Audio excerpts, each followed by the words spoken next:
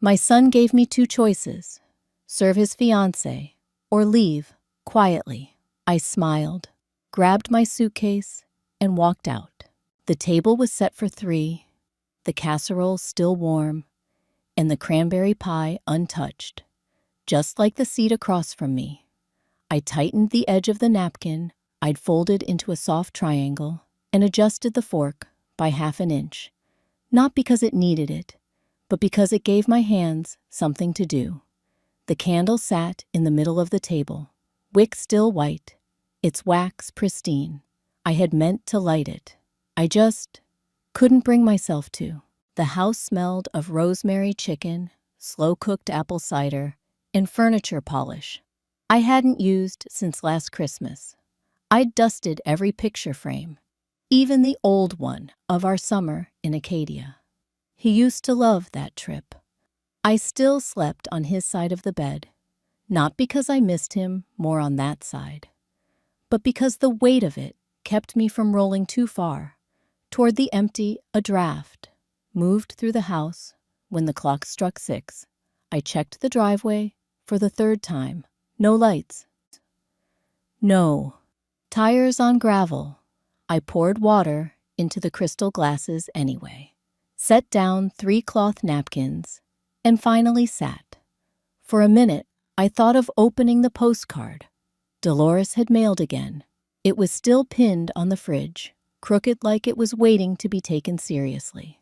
I didn't have to read it to remember the words. If it ever gets too heavy, our doors are open, love. D. The casserole's cheese had begun to crust, still edible, still warm. I checked the time again, 6:43. At 6:58, I heard the front door open, without a knock. No call of Mom, just the scrape of boots on the welcome mat I'd crocheted the winter. Travis moved out. He walked in, wearing a windbreaker, no scarf, holding a phone in one hand, looking more like someone stopping by to check a meter than a son returning home. He gave me a tight smile, nodded at the table, then said, "Sorry." Traffic, and kept scrolling. Behind him came Sabrina. She didn't knock either. She swept in like smoke, fast and hard to hold. She wore one of those oversized designer coats with fake fur at the collar and a handbag that probably cost more than my car insurance. Her belly was prominent now, 6 months, maybe 7, but she moved like she didn't notice or didn't care. She looked around the house like she was appraising it for sale. Her eyes skipped the table and went straight to the ceiling. "Wow," she muttered.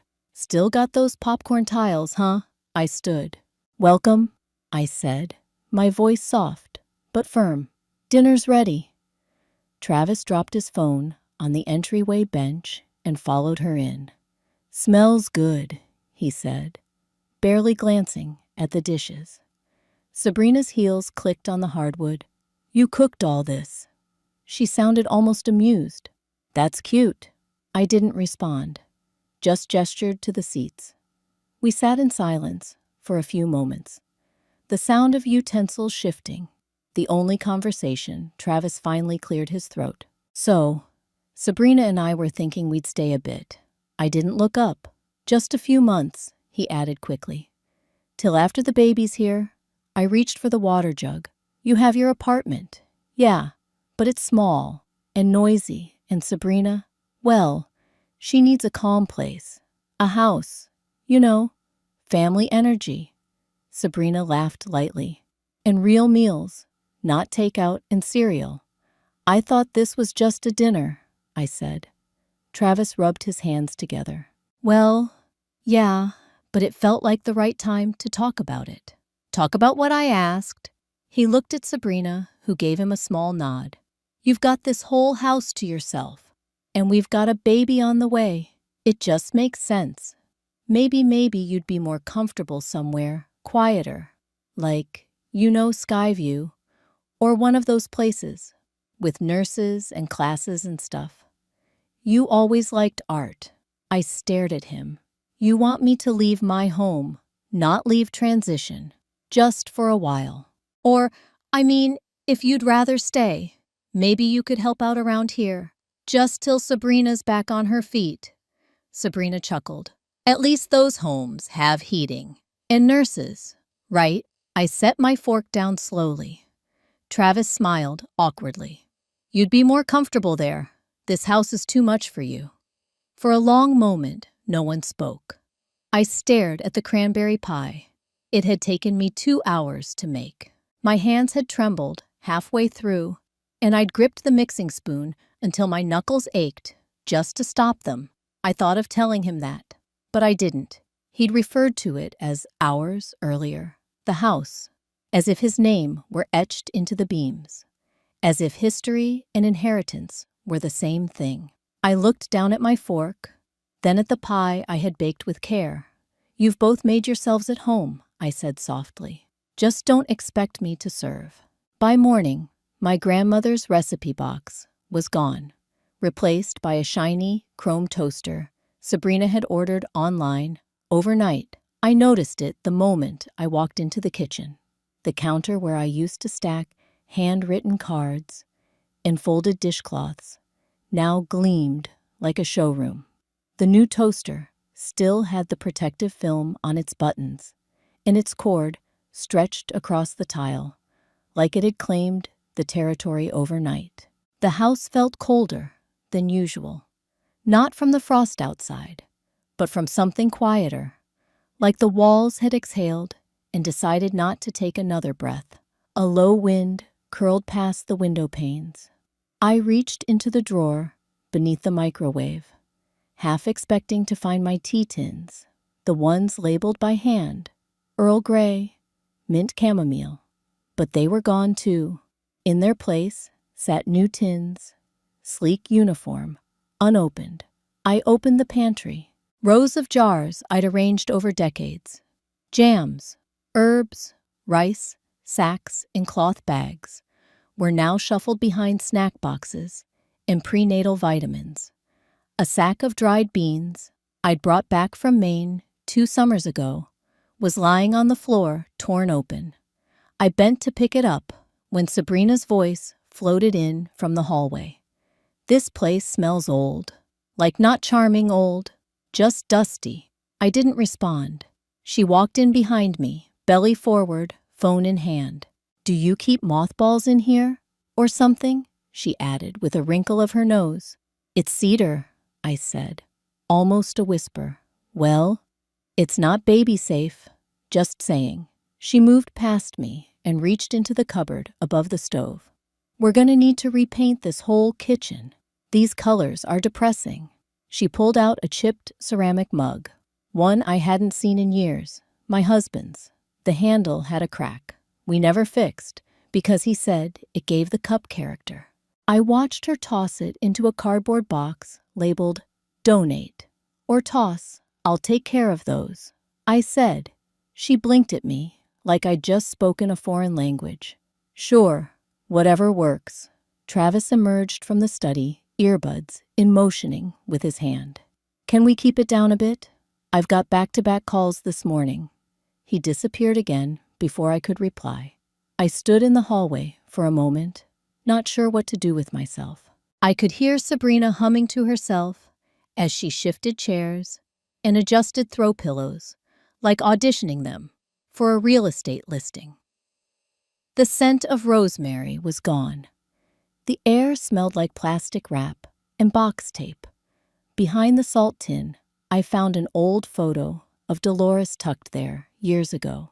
She had one hand on her hip and the other holding a paintbrush, her face mid-laugh. I remembered her voice. "Some spaces keep you small, if you let them." I hadn't understood it. Then I did now. I took out the trash after lunch. The bag was heavier than usual. A clang echoed as I lifted it, and something inside clinked against the side of the bin. I opened it. There it was, my grandmother's recipe box, upside down, its metal edges bent, cards peeked out at odd angles, corners smudged with flour cinnamon thyme. Next to it, the chipped mug. I didn't cry. I just picked them out, gently, brushing off a bit of breadcrumb that had stuck to the lid. I carried them back inside, not knowing where to put them anymore. That evening, while Sabrina napped and Travis was still talking through closed doors, I slipped on my coat and stepped outside. The wind had teeth, but I didn't care. I walked 3 blocks to Harriet's diner, my feet remembering the path, even if I didn't. The bell above the door jingled as I entered. Behind the counter, Cheryl looked up. "Miss Meredith," she said, smiling. "Hot cider, right?" I nodded. "Still remember?" "Of course. You and Mr. Langley always came. In this time of year, I sat at the window booth. A young couple laughed over pancakes nearby. Outside, a boy in a red jacket chased a dog through scattered leaves.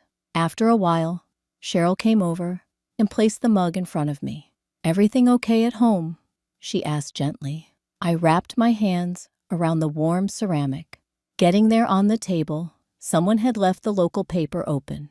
My eyes caught a half-page ad, bordered with snowflakes, Skyview's winter art program. "Rediscover what you left behind." I stared at the words for a long time. My cider cooled. When I returned home, the house was quiet. I went upstairs, opened my nightstand drawer, and pulled out a small notepad. The pen I used dragged slightly as I wrote slow and deliberate. Mr. Leland, when Skyview picked up the woman on the line, spoke with a calm so deep it made me want to cry. "Skyview Estate, good evening. How may I assist you?" Her voice was honey, stirred into tea, steady, warm, unhurried. I sat straighter in my chair, tucking one leg beneath the other. The snow had started a little after sunset, a quiet brushing against the windows, like someone asking permission to enter. I wore my thick wool robe, the one with the loosened pocket seam. The lamp beside me flickered once, then glowed steady. It smelled faintly of cedar and orange peel in the room leftovers from a drawer sachet I hadn't replaced in years. I hesitated before speaking. "I'd like to ask about availability." I said, "Yes, ma'am," she said, not rushing me. "Are you interested in independent living or assisted independent?" "A private suite if possible, no shared dining." I heard my voice clearer than I expected.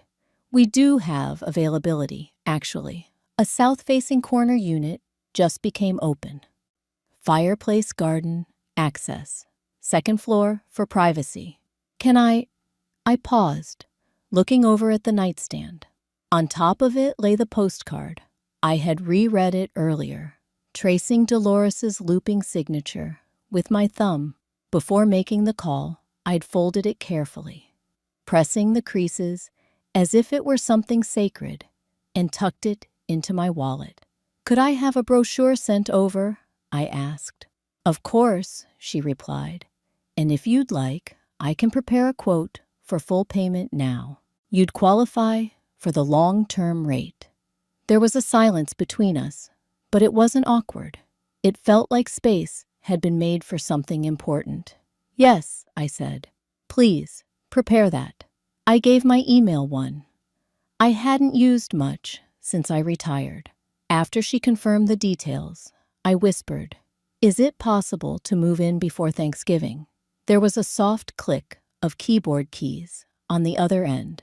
"Yes, the suite can be ready by the 22nd. "I'd like that," I said, my voice almost inaudible. She thanked me and promised to call back the next day.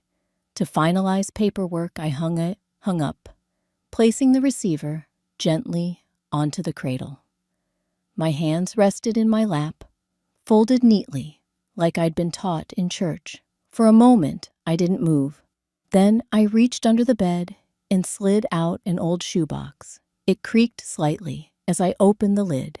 Inside were the ledgers, my husband's financial notebooks, each page scribbled with fine ink and blocky columns. I ran a hand across the top one, remembering how he used to balance the household accounts with nothing more than a calculator and quiet confidence.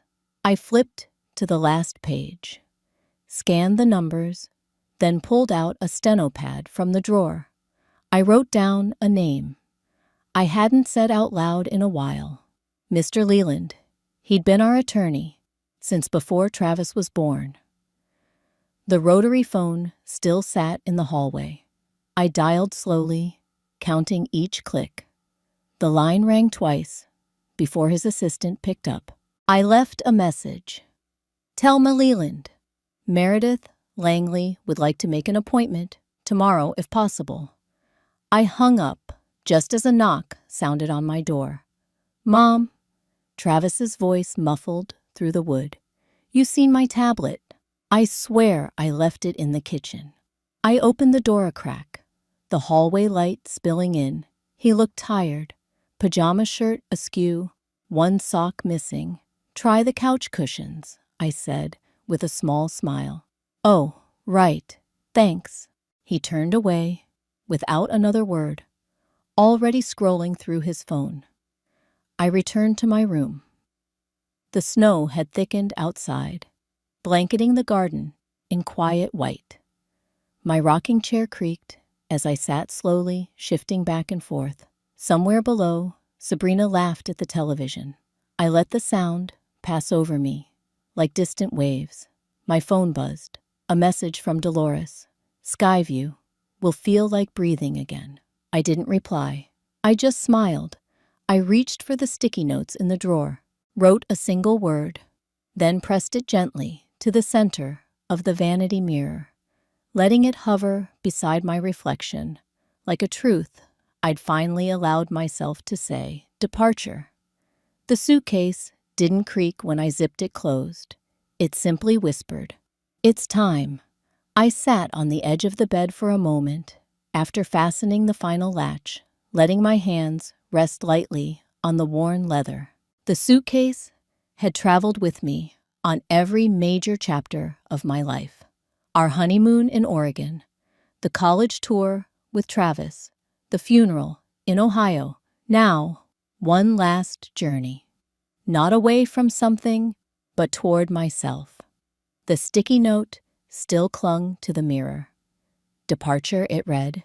I'd added a date beneath it this morning in careful inked print of 22:10 a.m. I didn't need a reminder, but I wanted one anyway, to look it in the eye. By mid-morning, I stepped onto Main Street. The sky was a low ceiling of gray, the kind that promised snow, but offered only wind. Maple leaves clogged the gutters in soft piles. I walked briskly, gloved hands folded around the strap of my purse. The town's silence, matching my own, Leland and Associates, sat quietly between a stationery store and a shuttered barber shop. The door still had the same polished brass handles. It did in the 80s, when Arthur Leland first handled our joint trust. Inside, the carpet was new, but the air held the same mix of books, dust, and varnish. Mrs. Langley. Mr. Leland greeted me in his even tone, rising from behind his desk. His glasses had slid down slightly on his nose, and he adjusted them with practiced fingers. I've taken care of everything, just as we discussed. He slid a folder toward me. Inside were the documents, property transfer, asset consolidation, and the foundation charter, the Langley Art Grant. I ran a hand across the embossed lettering. He would have liked this, I said softly. Mr. Leland nodded. He believed in doing something quietly, but meaningfully. You're honoring that I signed, where he indicated my name, my hand, my choice. As I stood to leave, he said gently, You're doing the right thing, Meredith. I know, I replied. But it's still strange how doing the right thing can feel like turning away from everything you once called home. He didn't answer. He didn't need to.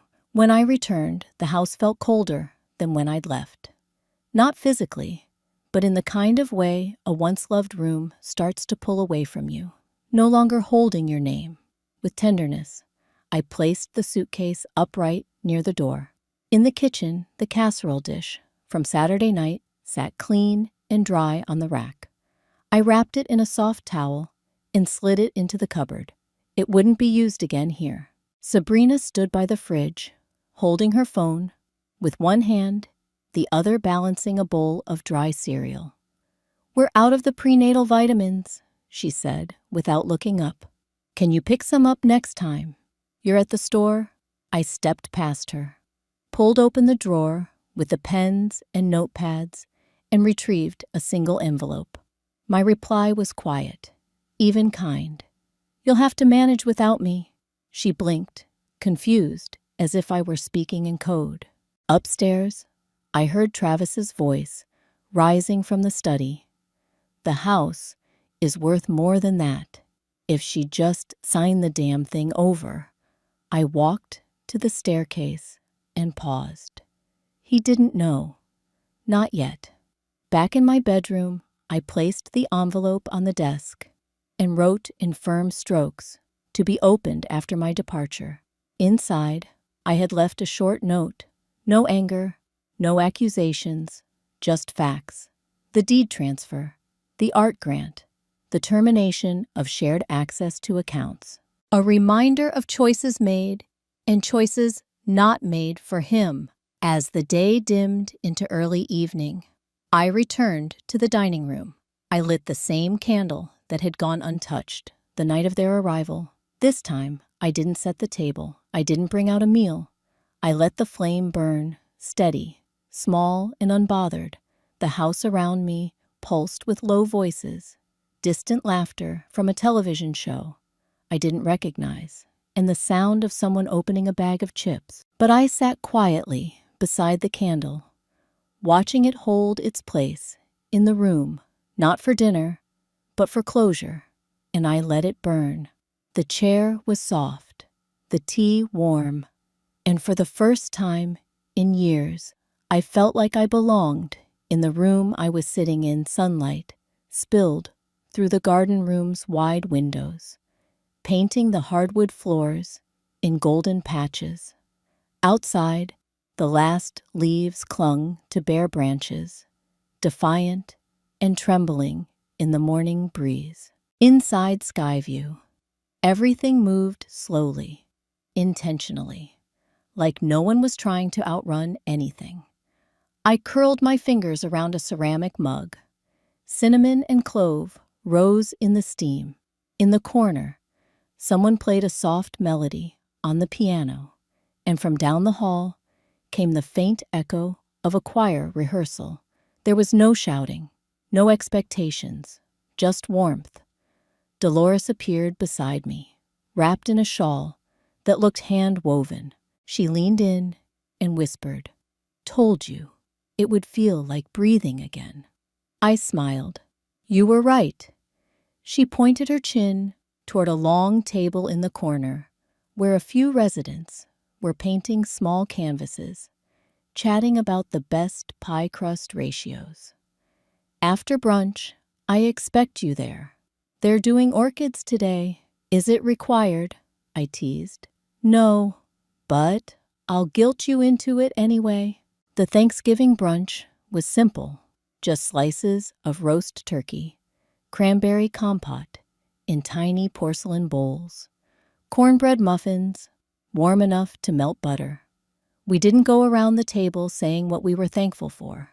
No one needed to. It was in the way we passed the sugar, the way we asked about one another's grandkids or garden boxes or favorite hymnals.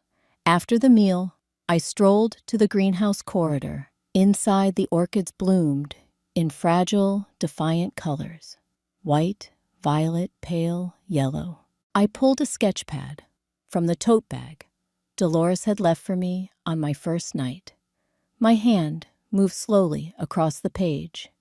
It had been years since I drew anything. The petals came out slightly crooked, but they were mine. Back at the house I'd once called home, the lights were off in the kitchen. Dishes were stacked haphazardly in the sink. A pile of unopened mail leaned against a vase, Someone had knocked sideways. Travis stood in the living room, holding a folder, with trembling fingers. "What do you mean it's not in my name?" he snapped. Mr. Leland adjusted his coat collar. "It's been transferred. To who? The question is irrelevant now," the lawyer replied evenly. "You're no longer listed. That's impossible." Travis fumbled with the final page and stopped. There it was, my signature unmistakable. Behind him, Sabrina crossed her arms, face pinched. "I'm not raising a baby in someone else's leftover life." "Do you think I planned this?" Travis shot back. "She's trying to punish me." Mr. Leland remained unmoved. "No, she simply stopped being your plan." Travis's face crumpled into something between disbelief and shame. He dropped onto the couch, burying his face in his hands. Later that evening, Skyview's hallway was dim and calm, lit only by sconces, shaped like open books. I sat by the window with a second cup of tea. Outside snow had begun to fall, light unhurried. Dolores walked by, tapping the bulletin board with a pen. "Next week, we're making hand-tied wreaths," she said, not looking at me. "You better sign up." I raised an eyebrow. "Do I get extra points if I make 2?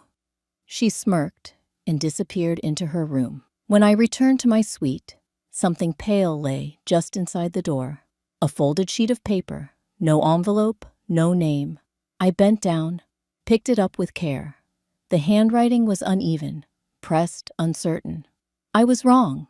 The handwriting was familiar, but shaky, like someone trying to spell out an apology, with broken fingers. I held the envelope gently, its paper soft, from having been carried too long in someone's coat pocket. No name on the outside, just my suite number, written in uneven blue ink. The snow had begun early that morning. Soft flurries drifting across the Skyview windows like dancers with no music. I stood by the orchid planter, one bloom fully open, the others still curled in their green fists. I didn't open the letter right away. I set it on my desk, made a pot of chamomile, and waited until the tea bag had gone cold.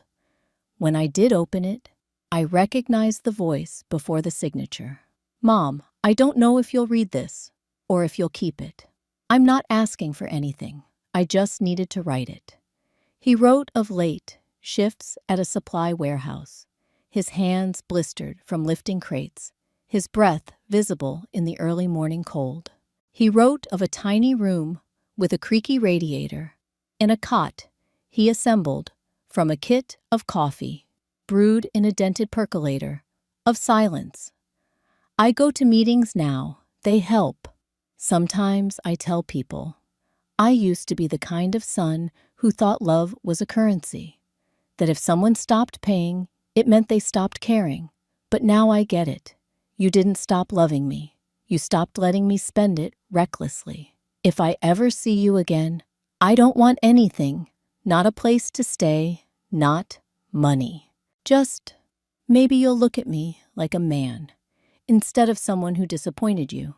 There was no signature, just a final line, a little lighter than the rest. "I understand now." I folded the letter once, then again. I opened the drawer beside my bed, the one where I kept my husband's old letters, scientific scribbles, from conferences. A note he once left tucked into my suitcase. "Call me when you miss me." I placed Travis's letter next to them carefully. I didn't read it twice. That afternoon, the Skyview Community Hall buzzed with gentle energy. The holiday decorations had gone up, hand-cut snowflakes, a paper fireplace strung with knitted stockings. Dolores arranged a table of cider and shortbread, making jokes about how she'd spike the punch if anyone under 70 weren't around. Nora, the youngest of the Skyview art students, stood by her easel, anxiously twisting the hem of her sweater. She had soft brown curls and freckles that reminded me of someone I used to be. "I saved this one for you," she said as I approached. Her painting was a watercolor, soft blues and grays, a lone orchid in the corner, a faint outline of a window behind it. The title, handwritten in the corner, Still Orchid. "You painted this for me?" I asked. She nodded. "You don't look like someone who left," she said quietly. "You look like someone who began again." I couldn't find the words for a moment. I simply reached out and squeezed her hand. Later, when the mini exhibition began, Dolores nudged me toward the podium. "Go on," she said. "They're waiting." I stepped forward, not as someone's wife or mother, but as Ms. Langley, artist, mentor, just me. The faces looking back were kind, expectant. A few familiar, a few brand new. Nora stood at the front, her eyes wide. "I used to think that starting over meant going back to who I was," I said. "But it doesn't. It means becoming who you were meant to be, after everything else has stripped you bare." I looked down at Nora, then back at the room. This part is mine." The applause was soft, warm enough. Later that evening, I walked to the Skyview garden. The ground was cold, but not frozen. I knelt down slowly, pressing my hand into the soil until it gave just enough. I planted a single orchid, its stem fragile but rooted. Behind me, Nora appeared quietly. She didn't say anything. She just reached for my hand, held it as I stood. The air smelled of snow and pine. Somewhere in the distance, carolers were warming up. And in the window of my room, the orchid I had sketched on Thanksgiving stood in full bloom. Not alone, just beginning. Somewhere between silence and snow, I found the quiet kind of strength that doesn't ask to be seen, but holds you steady, just the same. I used to think love meant always saying yes, always giving, always staying. But I've learned, if you forget to honor yourself, even those you love most may forget to honor you too, like an old armchair in the corner of a room, once the center of comfort, now overlooked. Until one day, someone decides to sit and finally understand what it's held up all these years. If this story touched something in you, maybe take a moment to reach out to someone who's always been there, even in the quiet. Sometimes, the warmest kind of love is the one that finally turns inward. My daughter-in-law mocked me while I was renting. "You're going to die poor and alone." When I bought a villa for myself, my son showed up saying, "This is great. My wife will love raising our children here." I smiled and simply made one call. "I'm glad to have you here. Follow my story until the end and comment from what city you're watching so I know how far it has reached. My name is Clara, and at 66 years old, I thought I had seen every kind of cruelty life could offer. I was wrong. The invitation for Edward's birthday dinner arrived on cream-colored cardstock, the kind Brittany always insisted on for everything. Join us for an intimate family celebration. It read in her perfect, overly manicured script. I should have been suspicious. Nothing Brittany ever organized was truly for the family. I spent the afternoon getting ready, choosing my best dress from the few I kept since Arthur's funeral 3 years ago, the navy blue one with small pearl buttons that he always adored. I even indulged in a trip to the salon downtown to have my silver hair styled. It was a foolish expense, considering my tight budget, but it was my son's 38th birthday. Some occasions deserve the effort. The restaurant Brittany chose was one of those places that screamed money from every corner. Crystal chandeliers, white tablecloths so starched they could cut paper, and waiters who moved as if they were dancing between tables where a single dinner cost more than my entire month's food budget. I clutched my small handbag tightly as the hostess led me to their table. Edward stood to greet me, and for an instant, I saw flashes of the little boy who used to run into my arms after school. "Happy birthday, my love," I said, hugging him. He felt stiffer than I remembered, colder. Brittany had trained him well. "Thanks for coming, Mom." His smile seemed sincere, but there was something distant in his eyes.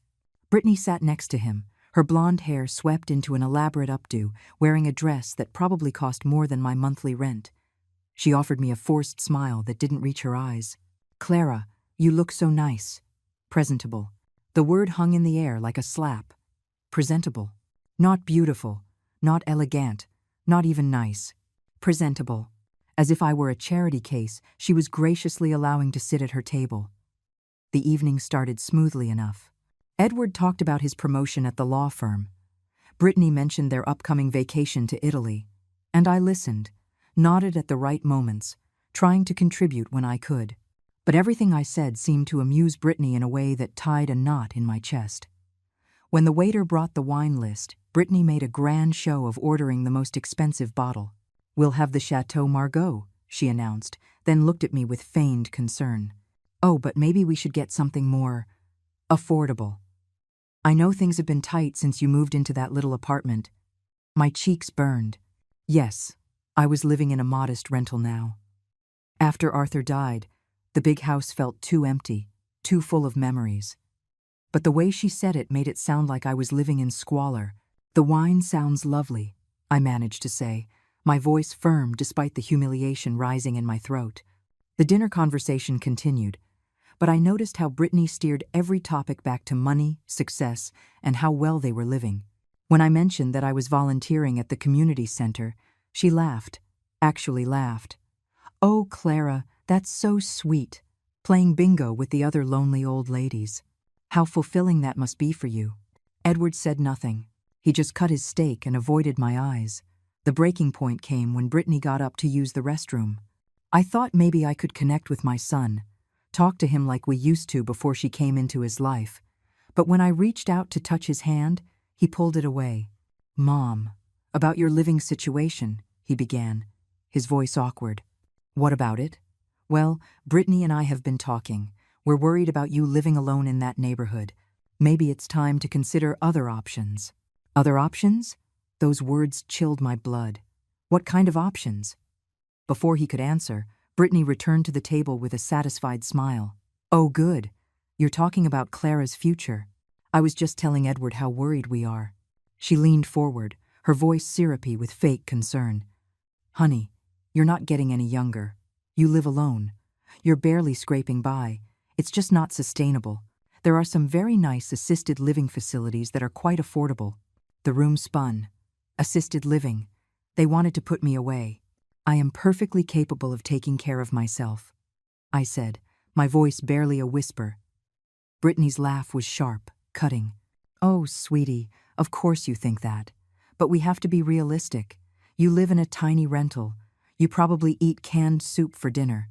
You volunteered just to have somewhere to go during the day. It's frankly quite sad." She picked up her wine glass, taking a slow sip before delivering the final blow. "Let's be honest. You're going to die poor and alone anyway. Wouldn't it be better to have a little dignity in your final years?" Her words hit me like fists. Die poor and alone. The casual cruelty of it. The way she smiled as she said it, as if she were discussing the weather. I looked at Edward, waiting for him to defend me, to tell his wife she had gone too far. He said nothing. He just stared at his plate, his jaw tight, but his mouth remained closed. Brittany kept talking, as if she was enjoying my silence. "We're just thinking of what's best for you. Edward is working so hard, and we're planning to start a family soon. We can't be responsible for you, too. Responsible for me." As if I were a burden they had generously carried, instead of the woman who raised Edward alone after his father abandoned us. The one who worked double shifts to put him through college. The one who celebrated every achievement and comforted him through every failure. I stood up slowly, my legs trembling. "Excuse me," I whispered. I grabbed my purse. "Where are you going?" Brittany called after me. But I didn't answer. I walked through that elegant restaurant on unsteady feet, past tables of families who actually seemed to like each other, past couples holding hands in the candlelight. The hostess smiled at me as I passed. She probably thought I was going to the restroom, but I walked straight out into the cool night air and kept walking until I reached my car. My hands were shaking as I fumbled for my keys. Behind me, I heard the restaurant door open. footsteps on the pavement. "Mom, wait!" Edward's voice called out. I turned, a flicker of hope in my chest. Maybe he was coming to apologize, to tell me Brittany had gone too far. "You can't just leave like that." Brittany feels terrible about what she said. I looked at my son, this man I had raised, searching for any sign of the boy who used to stand up to bullies for me at school. Does she really? Of course she does. She was just trying to help. We both are. There it was. Even now, he was taking her side, justifying her cruelty. And in that moment, I understood with painful clarity that I had already lost my son. Brittany had won completely. "Tell her not to worry about me," I said quietly as I got into my car. "I'm going to be just fine."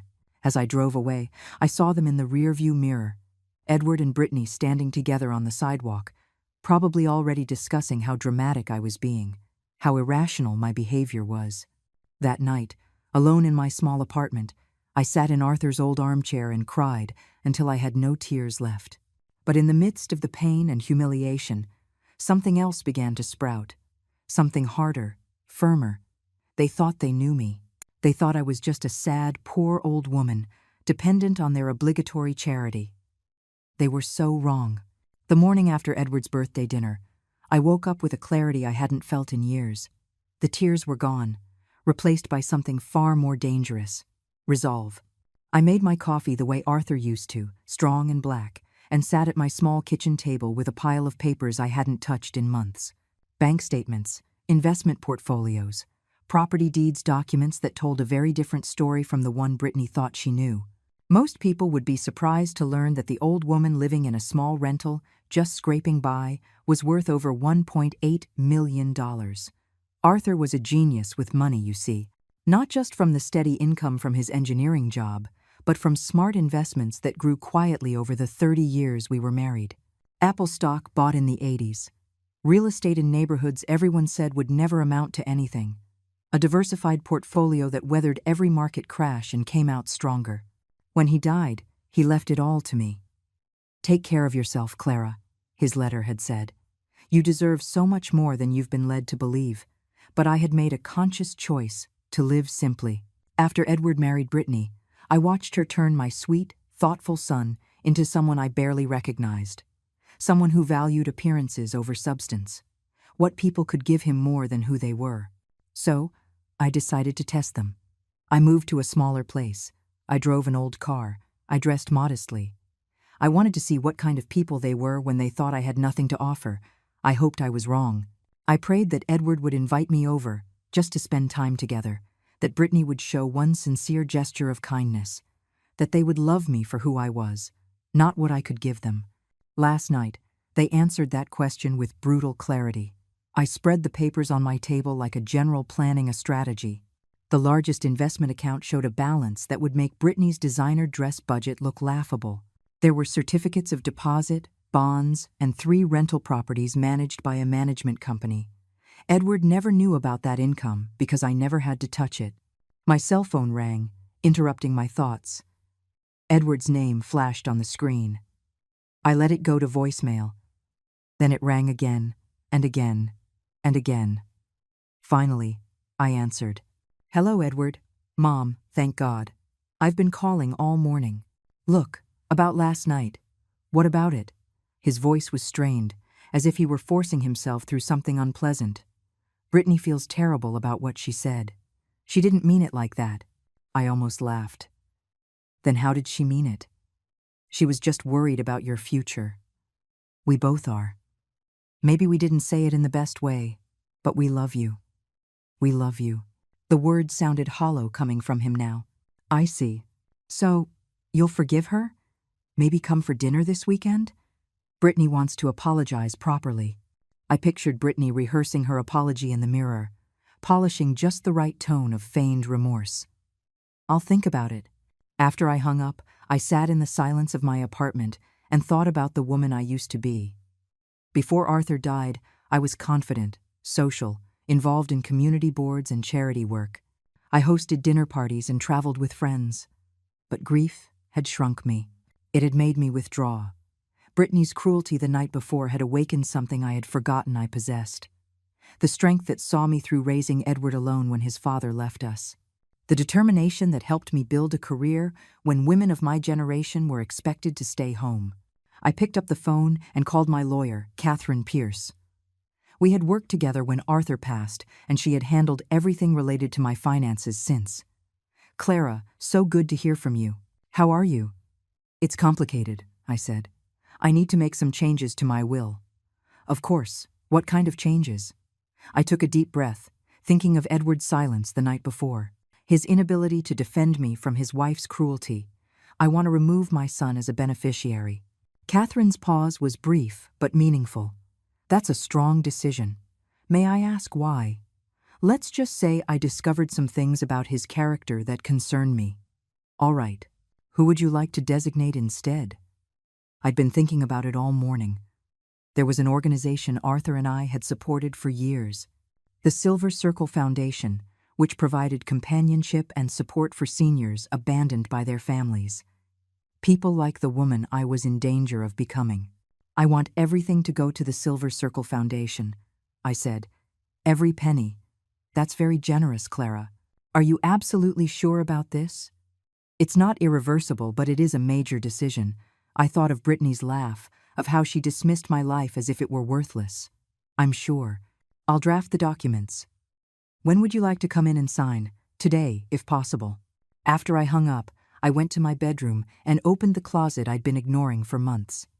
Behind my everyday clothes hung the wardrobe of the woman I used to be. Designer suits from my working days, elegant gowns from charity galas, jewelry Arthur gave me on anniversaries and birthdays.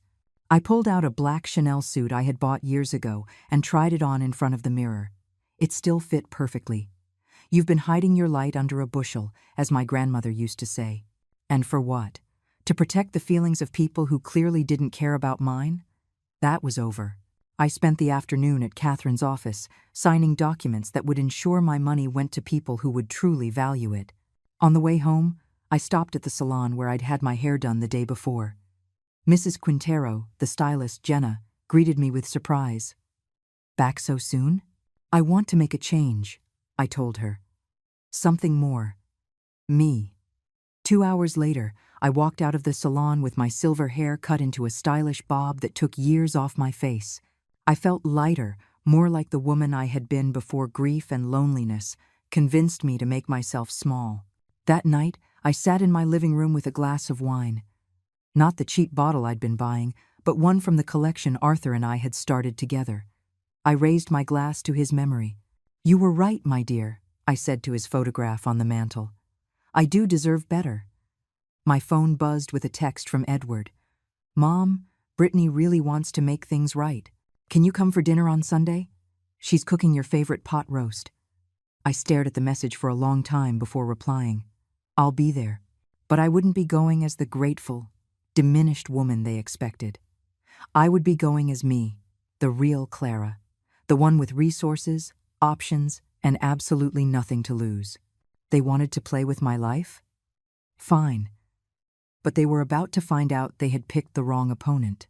As I got ready for bed that night, I caught my reflection in the bathroom mirror.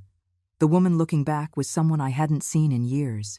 Confident, determined, ready for whatever came next. Tomorrow, I would start looking for a house, one that matched the woman I truly am, not the facade I had maintained for people who never deserved it. Brittany thought I was going to die poor and alone. She had no idea about the power of a woman who has finally stopped caring what other people think. The house hunt began that Monday morning. I had spent the weekend browsing properties online, but nothing prepared me for the reality of what my money could buy. Mrs. Quintero, my real estate agent, Linda Harris, said as we pulled up to the third property of the day, "I think you're going to love this one." She wasn't wrong. The colonial-style mansion sat on 2 acres of land, with century-old oak trees and meticulously manicured gardens. 6 bedrooms, 4 bathrooms, a library with floor-to-ceiling built-in shelves, and a magazine-worthy kitchen. The asking price was $780,000. A fortune to most, but perfectly manageable for me. "It's beautiful," I murmured, running my fingers over the marble countertops in the kitchen. Through the picture window, I could see a garden that would be spectacular in the spring. And beyond that, a small pond with a wooden bridge. The previous owners were an elderly couple who took immaculate care of it, Linda explained. They moved to Florida last month. All the major systems have been updated. And that library, I understand, you're an avid reader. I nodded, already picturing myself in that room with leather armchairs and a fireplace, surrounded by books instead of the silence of my small apartment. This was what Arthur would have wanted for me. This was the life I deserved. I'll take it, I said. Linda blinked. Don't you want to see the upstairs? Or discuss an offer? We could probably negotiate. The full price, I interrupted. Cash sale. How quickly can we close? Her surprise was almost comical. Well, with a cash offer, probably within 2 weeks. Are you sure? Completely. By Wednesday, the paperwork was in motion. On Friday, I signed the final documents and was handed the keys to my new home. I had never felt so powerful in my life. The moving process was simple. I hired professionals to handle everything while I supervised from my new library, already furnished with a few pieces I'd ordered online. I kept only what truly mattered. The photographs of Arthur, my books, and a few pieces of furniture with sentimental value. Everything else was donated or sold. I waited until I was completely settled before I called Edward. It had been 3 weeks since his birthday dinner, and I hadn't spoken to him since I'd agreed to that Sunday dinner, an invitation I never intended to keep. Mom, where have you been? We expected you for dinner, and then you just disappeared. Brittany was so worried. I settled into my new leather armchair, looking out at the garden where workers were planting spring bulbs. I've been busy. Moving. What do you mean moving? To where?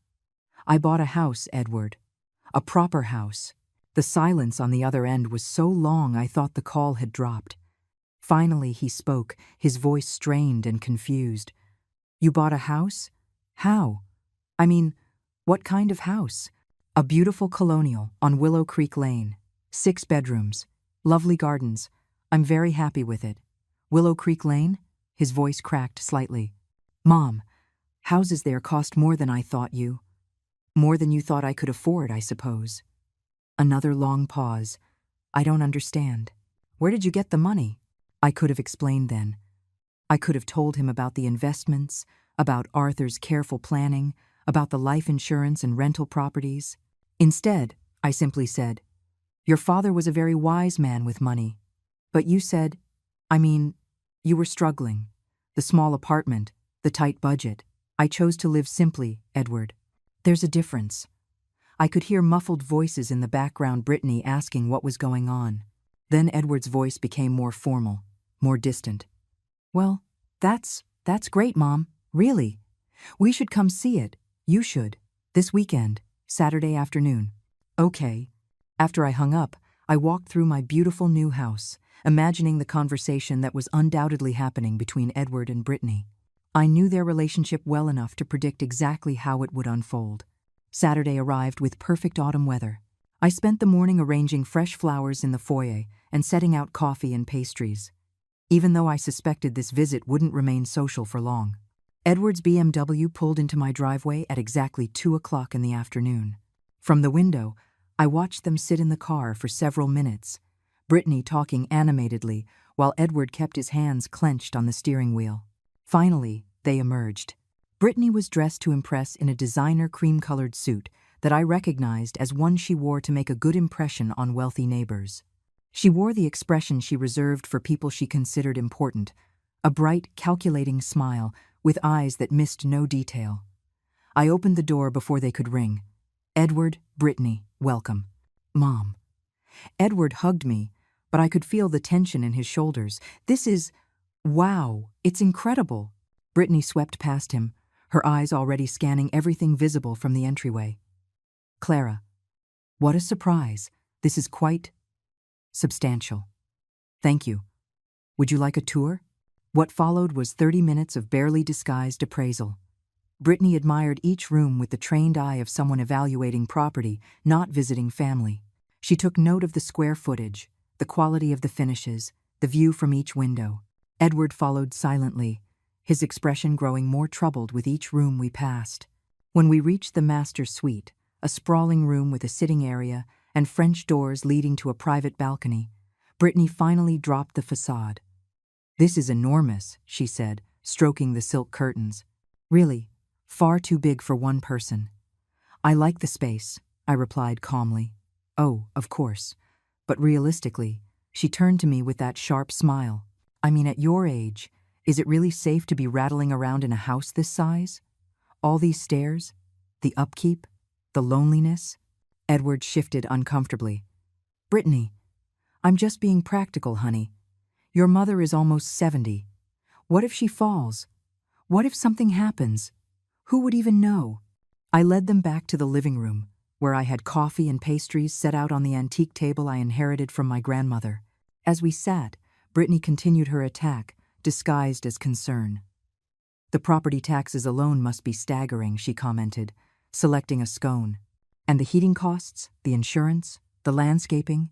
It seems like a tremendous burden for someone on a fixed income." "I manage just fine," I said, pouring coffee from the silver service that was a wedding gift from Arthur's parents. Brittany exchanged a look with Edward before continuing. "Well, that's wonderful, of course. But we've been thinking, haven't we, darling?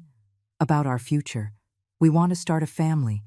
And with Edward's new position at the firm, our current place is getting a bit small." I took a sip of coffee and waited. "What Brittany means," Edward interjected, his voice carefully casual, "is that this house would be perfect for a growing family. All these spare bedrooms, the big yard for kids to play in. It would be ideal," Brittany agreed, her eyes shining with excitement. "And you would have company. You wouldn't be alone anymore. We could take care of you, help with the upkeep and the expenses." The audacity of it took my breath away. They were actually suggesting that I had bought this house for them. That all my planning, my years of financial discipline, my independence, it was all for their benefit. Plus, Brittany added, growing more animated, it would be so much better for the children. This neighborhood, these schools, it's exactly what we want for our family. Edward leaned forward, and for a moment, I saw a flash of the boy I had raised. "What do you think, Mom? Wouldn't it be nice to have the family all close? To hear the sound of children's laughter in these rooms?" They sat there, both of them, waiting for my answer, so sure that of course I would see the wisdom in their suggestion, that I would be grateful for their generous offer to rescue me from the burden of my beautiful home. I set down my coffee cup very carefully and looked at them, one by one. "It's an interesting proposal," I said at last. Brittany's smile widened. "I knew you'd understand. It just makes sense. We can work out all the details. Maybe you could keep the master suite, and we'd use the other rooms. The kids would love having Grandma right here. Brittany's already been sketching out ideas for a nursery," Edward added. "That sunny room on the second floor would be perfect." I nodded, thoughtfully. "You've certainly given this a lot of thought." "We just want what's best for everyone," Brittany said, her voice dripping with fake sweetness. "It's what families do. We take care of each other." Family, that word they had used for years to manipulate me, to make me accept less, expect less, settle for crumbs of affection while I gave everything in return. Then I smiled, a real smile, the first genuine one I had shown in their presence in years. "You're absolutely right, Brittany. Families should take care of each other." I stood up, smoothed my skirt, and walked toward the window overlooking the garden. Behind me, I could hear them whispering excitedly, already making plans for their new home. "I just need to make a phone call," I said, turning back to them. "Will you excuse me for a moment?" As I walked toward my study, I heard Brittany's elated whisper to Edward. "I told you she'd come around. This is going to be perfect." "Perfect?" "Yes," I thought as I picked up the phone. It was going to be exactly that. I closed the study door behind me and leaned against it for a moment, listening to the muffled sounds of excitement from the living room. Brittany's voice carried clearly through the walls as she described her vision for our new home to Edward. Our home. As if she had already moved in, already claimed it as her own. My hands were surprisingly steady as I dialed Catherine's number. "Catherine Pierce's office. Nayeli speaking." "This is Clara Quintero. I need to speak with Catherine immediately. It's urgent. One moment, please, Mrs. Quintero." The hold music stretched on for what felt like an eternity, punctuated by bursts of laughter from the other room. I could picture Brittany, walking through my things with new eyes, no longer seeing them as mine, but as hers.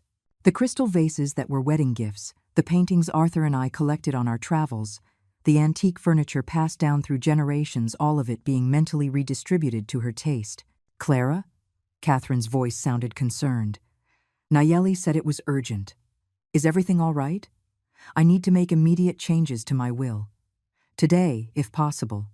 What kind of changes? We just updated everything 3 weeks ago. I walked to the window, looking out at the garden where I had planned to spend quiet mornings with my coffee and my books. In the reflection, I saw my own face serene, resolute, finally free of the desperate hope that had kept me clinging to the illusion of family love. I want to add a specific codicil about my house, a very clear one. All right, what did you have in mind?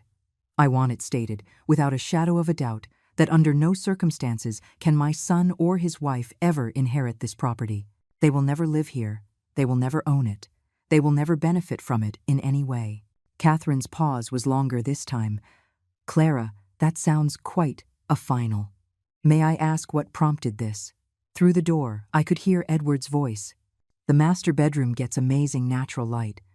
You would love the walk-in closet, Brittany. They're here now, I said quietly. In my house. Planning how to redecorate it, where to put the kids' rooms, how to help me with the burden of owning it. Catherine's tone shifted to professional concern.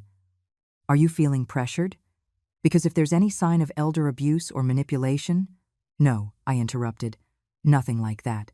They aren't forcing me to do anything.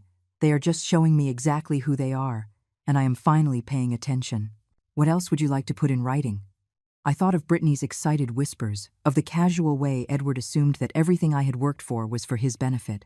I want the house to go to the Silver Circle Foundation as well, along with everything else. And I want it stipulated that if they ever contest the will, they forfeit any right to even visit the property while it's under the Foundation's care. That is legally sound, Catherine confirmed. Anything else? Yes. I want you to draft a letter, to be delivered to them after my death. Something that explains exactly why these decisions were made. Do you want to dictate it now? I heard Brittany's voice getting closer to the study door. They were coming to find me, likely wondering what was taking so long. Not over the phone. Can you come here? Today? I can be there in an hour. Does that work? Perfect. Use the back entrance. Through the garden gate. I'll be waiting for you on the terrace. After hanging up, I took a moment to compose myself before rejoining my guests. They were standing in the middle of the living room, Brittany with her phone out, apparently taking pictures.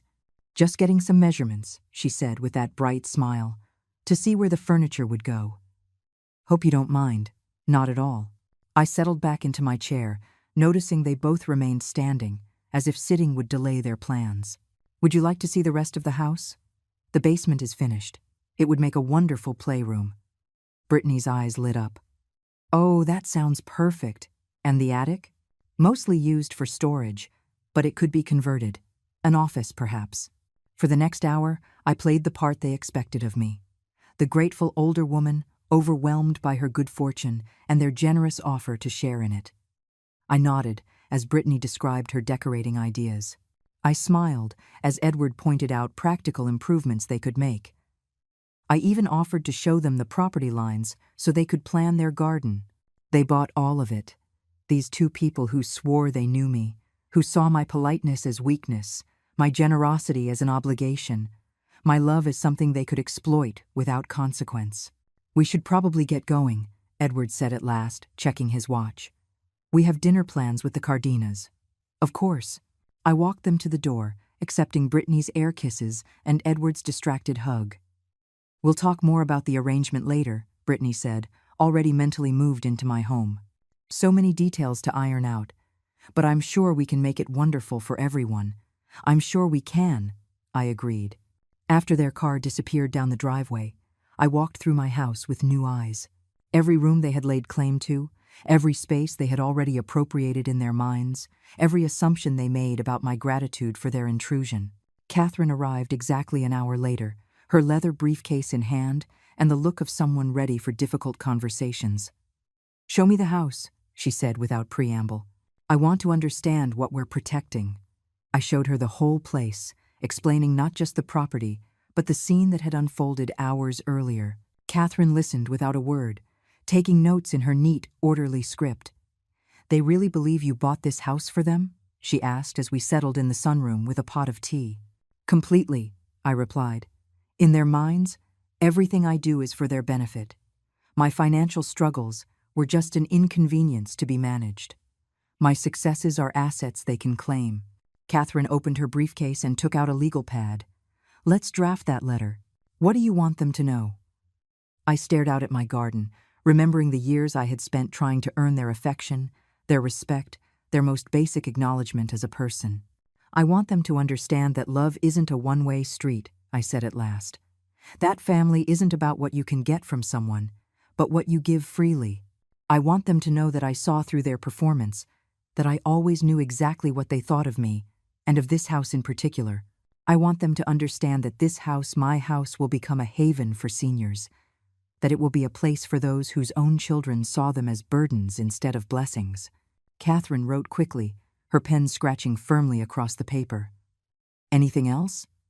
"I want them to know that I had a choice," I said, "that right up until today, I could have decided differently, but they made it impossible. Impossible to love them. And that is not my failure. It is theirs." As Catherine drafted the documents, I felt a weight lift from my shoulders that I hadn't even realized I was carrying. For years, I had blamed myself for the distance between Edward and me. I wondered what I could have done differently, how I could have been a better mother, more deserving of his affection. But today, I saw the truth. It wasn't about what I did or didn't do. It was about who they chose to become. People who only saw others in terms of their usefulness, who confused manipulation with love, who believed they were entitled to whatever they could take. "Done," Catherine said, looking up from her papers. "How does this sound?" She read the letter aloud, and I nodded at every sentence. It was clear, honest, and final. It left no room for misunderstanding. It offered no space for them to rewrite history to their own convenience. "Perfect," I said. "When can you have the will updated?" "I'll have everything ready for you to sign on Monday." "Are you absolutely sure about this, Clara? Once these documents are signed and notarized, they will be very difficult to change."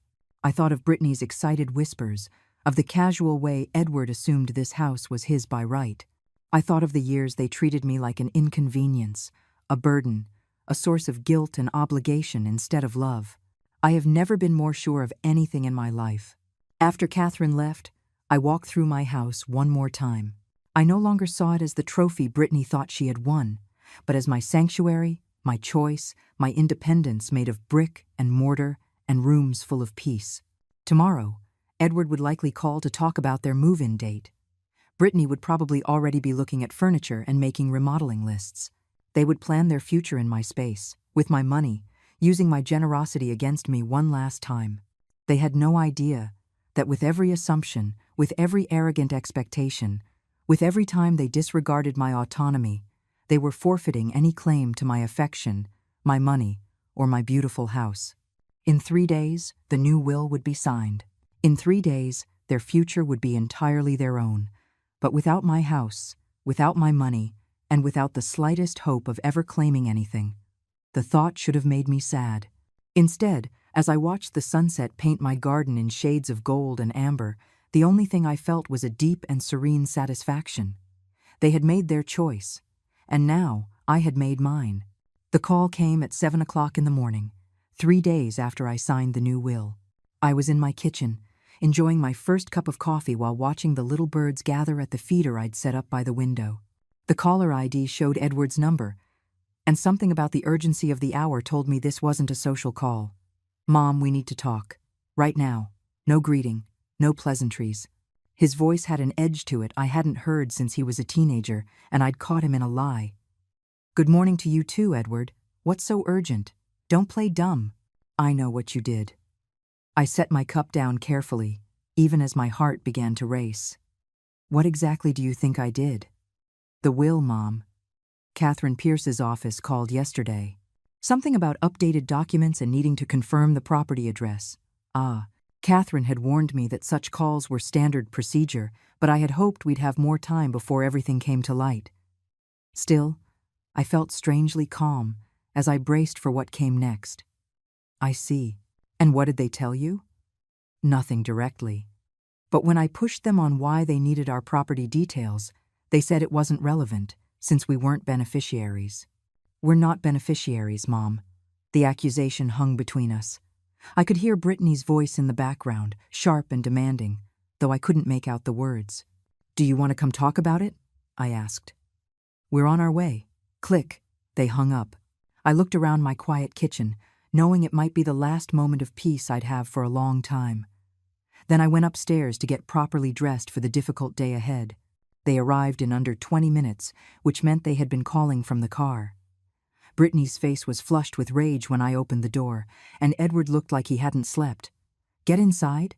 Now, Brittany demanded, pushing past me into the foyer. I followed them into the living room, where they stood like prosecutors about to deliver an indictment. How could you do this to us? Brittany's voice was shrill, all pretense of civility gone. After everything we did for you, after all our plans. What plans? I interrupted calmly. Don't play innocent, Edward snapped. You led us to believe we were going to live here. You encouraged us to plan the kids' future, our life. I sat in my favorite armchair, the one facing the garden. I did no such thing. I listened while you made assumptions. Assumptions? Brittany's laugh was bitter. You showed us the house as if we already lived here. You talked about the kids' rooms, about having the family close. I was being polite. You were guests in my home. Guests? Edward's voice broke. I'm your son. Yes, you are. And I am your mother. But that doesn't make my house your house, or my money your money. Brittany began to pace, her designer heels clicking angrily on the hardwood floor. This is insane. You're almost 70 years old, living alone in a house that's way too big for you. We offered to help, to take care of you, and this is how you repay us?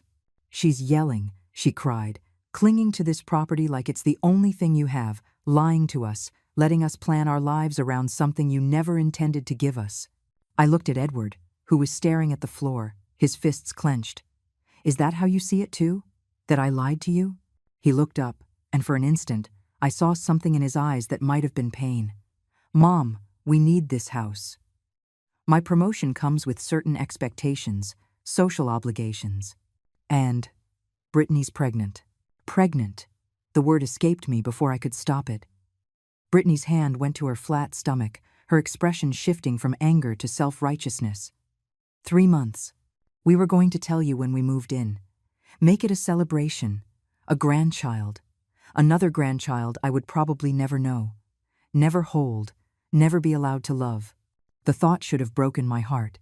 Instead, it hardened my resolve. Congratulations, I said simply. Congratulations? Brittany looked at me, incredulous. That's it? Your son is having a baby, and all you can say is congratulations? What do you want me to say? That you're sorry, that you're going to fix this, that you're going to put us back in the will, where we belong. Where you belong, I repeated. And where exactly do you think that is? Edward stepped forward, using the same persuasive tone he used in court. Mom, let's be reasonable. You don't need a house this size. The upkeep alone must be overwhelming. And with the baby on the way, we really need more space. Then buy a bigger house. With what money? Brittany shrieked. Do you know how much houses in a decent neighborhood cost? Do you know how much private schools cost? Do you know what it takes to give a child the life they deserve? The life your child deserves, I corrected. Your responsibility. Not mine. Brittany's face went white with rage. You're a selfish, bitter old woman. No wonder your husband left you to raise Edward alone. No wonder your own son can barely stand you. The words hit me like slaps, but I didn't flinch. Arthur didn't leave me, Brittany. He died. And if Edward can barely stand me, why would you want to live in my house? Because it's not your house, she screamed. Not really. Edward is your only son, your only family. Everything you have should automatically go to him. That's how families work. Really? I stood up and walked to the mantel, where a picture of Arthur sat next to photos of Edward as a boy. Tell me, Brittany, in your family, did your parents work double shifts to pay for your college? Did they give up their own comforts to give you opportunities? That's different. That's what parents are supposed to do. And what are children supposed to do? She hesitated for a moment, caught off guard by the question. Edward answered for her. Children are supposed to be grateful. They're supposed to take care of their parents when they get old. Take care of them, I repeated. Not take from them. Not treat them like nuisances to be managed or properties to be claimed. We never treated you like a nuisance, Edward protested. I turned to face him fully. Really? Then why did Brittany suggest I move into a home? Why did she say I was going to die poor and alone? Why did you stand there in silence while she said it? His face flushed. She was just worried about your safety. No, she was worried about her own convenience. She didn't want to have to deal with an aging mother-in-law who might become a burden. Brittany stopped her pacing and glared at me with pure hatred. You're twisting everything. We offered to let you stay here, to take care of you. You offered to let me stay in my own house while you took it over. You offered to manage my life because you decided I wasn't capable of doing it myself. Because you're not, she burst out. Look at you, living all alone. No friends, no social life. Nothing to do but sit in this huge house and feel sorry for yourself. We were trying to help you by taking it off your hands, by giving your life some purpose, by letting you be part of something bigger than your own pathetic existence. The words hung in the air like poison. Edward looked devastated, as if he were finally hearing what his wife really thought of me. Brittany, he said quietly, that's enough. No, it's not enough. She spun on him. Your mother is being deliberately cruel. She's punishing us for trying to build a life, for wanting better for our child. She's a jealous, vindictive old woman who can't stand to see anyone else happy. I walked to my desk and pulled out a folder I had prepared that morning. Inside were copies of the new will, along with the letter Catherine had helped me draft. Since you're so interested in my will, I said, handing the folder to Edward, you might as well know the whole truth. He opened it with trembling hands, Brittany reading over his shoulder. I watched their faces change as they absorbed the contents from confusion to disbelief, from disbelief to horror, and from horror to rage. You left everything to a foundation? Edward's voice was a bare whisper. To the Silver Circle Foundation? Yes. They help seniors who have been abandoned by their families. Abandoned? Brittany's voice was now menacing. We never abandoned you. Oh no? When was the last time either of you called just to talk? When was the last time you invited me somewhere without expecting something in return? When was the last time you treated me like someone you loved, and not a chore you resented? Edward was still staring at the papers. The house, the investments, everything. All of it. Brittany snatched the documents from his hands, scanning them desperately. This can't be legal. You can't just cut out your only son. There are laws. There are laws about elder abuse, I said calmly. There are laws about coercion and manipulation. But there is no law that requires me to leave my money to people who treat me with contempt. We'll contest this, she snarled. We'll fight it in court. I smiled then, the first real smile since they had arrived. Read the last page, Brittany. The part about what happens if you contest the will. Her eyes flew to the document, and I watched the color drain from her face as she read the clause Catherine had insisted on including. If you contest the will, I said, my voice serene, you forfeit any right to even visit this property after it becomes a care facility for abandoned seniors. By law, you will never be able to set foot here again. You can't do this, Edward said, his voice cracking. I'm your son, yes you are, and I am your mother. But being family doesn't entitle you to my life, or my money, or my house. And it certainly doesn't give you the right to treat me like a burden while you wait to inherit my assets. Brittany threw the papers on the floor, her face a mask of fury.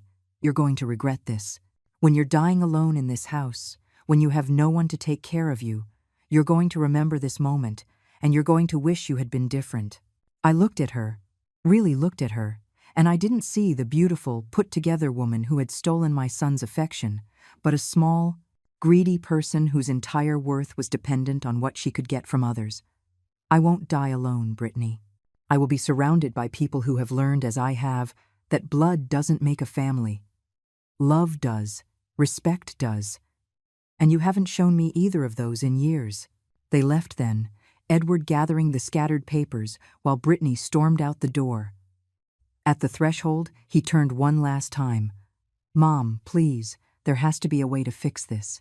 I looked at my son, at this man I had raised, loved, sacrificed for, and I felt nothing but a deep sadness for what he had become. "There was always a way to fix this, Edward. You just never bothered to try." When the door closed behind them, I stood in the foyer, listening to their car start, listening to them drive out of my life for what I knew would be the last time. Then I walked to my kitchen, poured myself a fresh cup of coffee, and sat down to enjoy the quietest morning I had had in years. 6 months passed before I heard from them again. 6 months of the most serene and fulfilling life I had lived since Arthur died. I threw myself into activities I had forgotten I enjoyed. Hosting book clubs in my library, volunteering at the community center, taking painting classes at the local studio. My house had become what it was always meant to be, a home, not a monument to loneliness. The call came on a spring Tuesday morning. I was in the garden, planting roses I had ordered from a catalog, when the phone rang from inside the house. I almost didn't answer it, but something about the insistent ringing made me wipe my hands on my gardening apron and go inside. "Hello, Mom." Edward's voice sounded smaller than I remembered, with a timidity that reminded me of the boy he once was. "Hello, Edward. I was wondering if we could talk. In person." I looked out at my garden, at the roses waiting to be planted, at the life I had built without them. About what? About us. About what happened. Brittany and I were having some trouble. Of course they were. I had wondered how long it would take for the cracks to appear once they realized my money wasn't going to be there to solve their problems. "I'm sorry to hear that. Can I come over?" "Just me. Brittany. She doesn't want me to contact you. Despite everything, he was still my son. Despite the pain, the disappointment, some part of me had been waiting for this call." "All right. This afternoon." "Thank you, Mom. Really, thank you." He arrived at 2 o'clock, driving the same BMW but looking somehow diminished. The confident lawyer who had stood in my living room 6 months ago demanding his inheritance had been replaced by a man who looked tired, uncertain, and older than his 38 years. I met him at the door, noticing how his eyes swept over the changes I had made. The foyer now held a small table with fresh flowers from my garden. The walls were filled with family photos not just of him, but of Arthur's relatives, of friends I had reconnected with, of the women from my book club who had become like daughters to me. "The house looks different," he said. "It looks lived in," I replied. "Would you like some coffee?"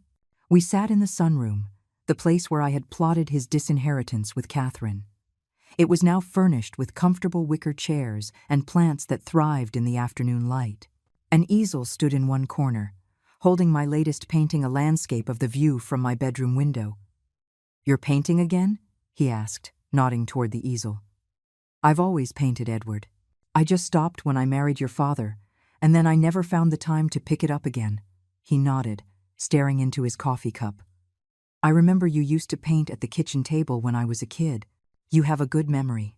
We sat in silence for several minutes. I waited, knowing he had come for a reason, knowing he needed to get there his own way. "Brittany left me," he said at last. "I'm sorry. Are you?"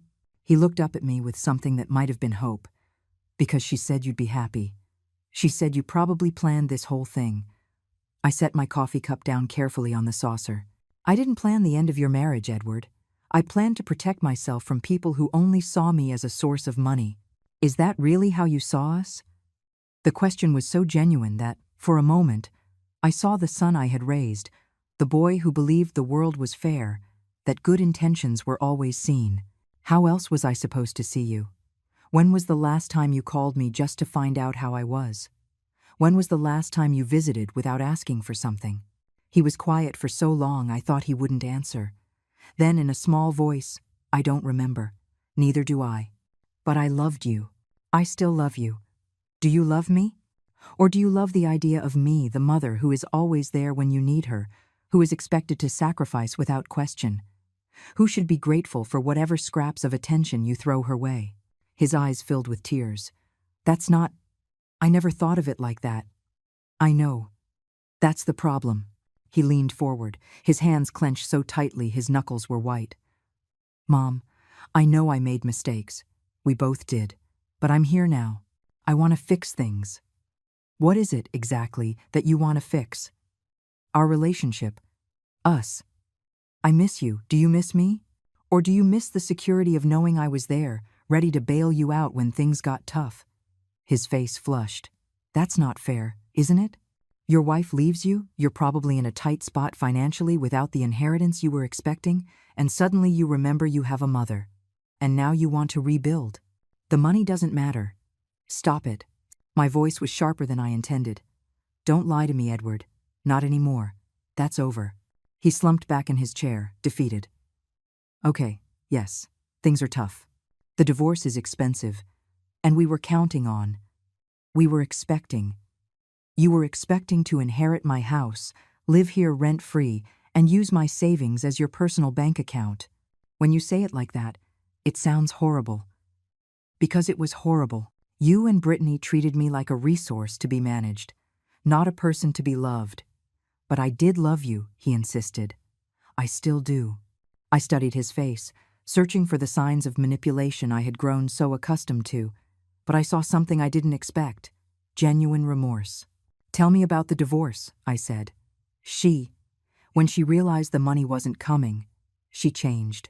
Started talking about finding someone with better prospects, with a family that had more to offer. He laughed bitterly. She said I had disappointed her by not being able to control my own mother. And the baby? His face contorted. She terminated the pregnancy. Said she wasn't going to be tied down to a man who couldn't give her the lifestyle she deserved. The cruelty of it took my breath away. Whatever I thought of Brittany, losing a grandchild I would never know was a pain I hadn't expected. I'm sorry, Edward. That's unforgivable. She said it was your fault. That if you had just given us the house, none of this would have happened. Do you believe that? He was quiet for a long time, staring out at my garden where butterflies fluttered among the flowers. I wanted to believe it. It was easier than accepting that I had married someone who only loved me for what I could give her. Just like you only wanted me for what I could give you. The words hung between us like a bridge. Neither of us knew if we wanted to cross. Edward's shoulders began to shake, and I realized he was crying. Really crying. Not the manufactured tears I'd seen before, but the broken sobs of a man who finally understood what he had lost. I'm sorry, Mom. Forgive me. For everything. For not defending you, for not valuing you, for letting her treat you that way. Forgive me for not being the son you deserved. I watched him cry, this man who had hurt me so deeply, and I felt something shift inside me. It wasn't forgiveness. That would take time, if it ever came. But maybe it was the beginning of understanding. Edward, look at me. He raised his head, his face red and tear-streaked. I need you to understand something. I didn't change my will to punish you. I changed it to protect myself.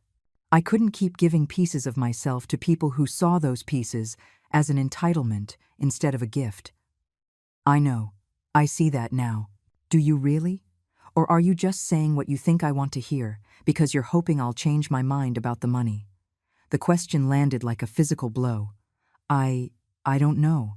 I want to say the money doesn't matter, but I can't honestly say that losing it wasn't what brought me here. His honesty surprised me. At least you're being honest.